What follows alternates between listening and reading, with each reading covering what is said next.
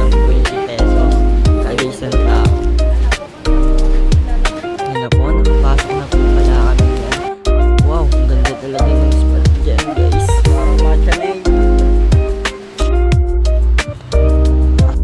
Yan po, sobrang lapit na po namin dyan. Punta po kami sa campsite ng Mahogany. Ganda na mag-camp dito guys. Yun na po, sobrang lubak talaga ng dinadaanan namin dito guys. So, sobrang pagod namin dyan. Tapos pagpunta po namin, pahinga ng konti. Nagdinas na po pala kami dyan. Pagtapos po, inihaw na po pala namin yung bangus sa babisa. Ayan boss, hindi ko na po pala nabigyan. Libre mo, tol? Kain namin yan guys. Nakalimutan ko kasi. Kaya pauwi na po kami. Ayan, nagtitrip na po pala. Bago na nga. Saglit lang po talaga kami